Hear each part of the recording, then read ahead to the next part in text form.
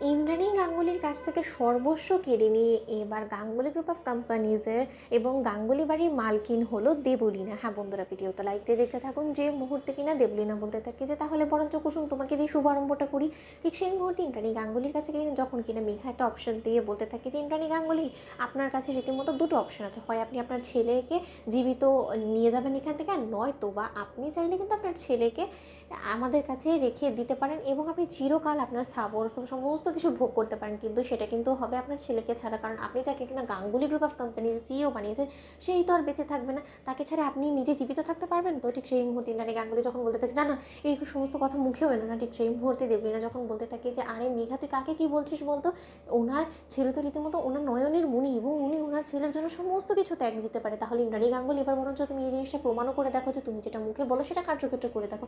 এই হলো সমস্ত ডকুমেন্ট, এই সমস্ত ডকুমেন্টে সিগনেচার করে দিয়ে তুমি তোমার ছেলেকে এবং গাঙ্গুলি গ্রুপ বাড়ির এই রক্ষা কবচকে সুস্থ সবল জীবিত অবস্থায় নিয়ে চলে যেতে পারো। এখানে এটাই লেখা আছে যে তুমি সৎ জ্ঞানী নিজের সমস্ত স্থাপর অস্থাপর তোমার গাঙ্গুলি গ্রুপ অফ কোম্পানি সমস্ত কিছু তুমি রীতিমতো আমার নামে ট্রান্সফার করে দিয়েছো এবং এর পরবর্তী থেকে এই সমস্ত কিছুর উপরে যদি কারোর অধিকার থেকে থাকে সেটা হবে হলো কি এই দেবলীনা চ্যাটার্জি। কি ইন্দ্রাণী গাঙ্গুলি হিসেবে মিলল তো? ঠিক সেই মুহূর্তেই যখন কিনা আয়ুষ বলতে থাকে যে মা আমি মরে যাওয়াটা প্রেফার করবো, কিন্তু তার সত্ত্বেও কোনো মতে তুমি এই ধরনের অপরাধীদের হাতে আমাদের গোটা গাঙ্গুলি গ্রুপ অফ কোম্পানিজ তুলে দিও না। এত দিনের কষ্টের আমাদের মাথার ঘাম পায়ে ফেলা এই সমস্ত কষ্ট বৃথা চলে যাবে যদি এদের মতন বদমাইশদের হাতে গোটা কোম্পানিটা চলে যায় মা।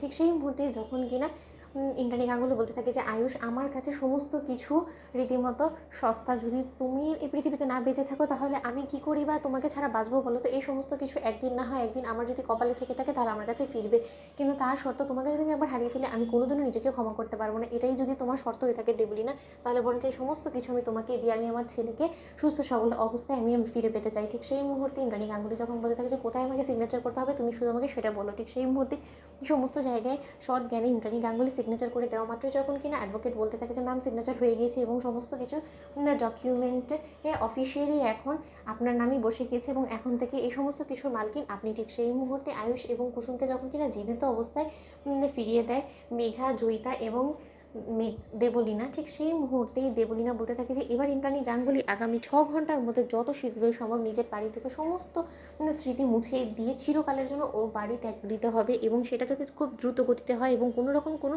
চালাকি খাটানোর চেষ্টা করলে বা আমাকে যদি কোনোভাবে কষ্ট দেওয়ার কোনো পরিকল্পনা থেকে থাকে এই কুসুম সরকার যদি সেটা সমস্ত কিছু করে এবং সেই সমস্ত কিছু যদি আমি একবার টের পাই তাহলে কিন্তু তোমার ছেলেকে সঙ্গে সঙ্গে শেষ করে দিব। তাই সেই ভয়টা রেখে যত শীঘ্রই সম্ভব বেরিয়ে যত। বন্ধুরা লাইক শেয়ার করে সাবস্ক্রাইব করো।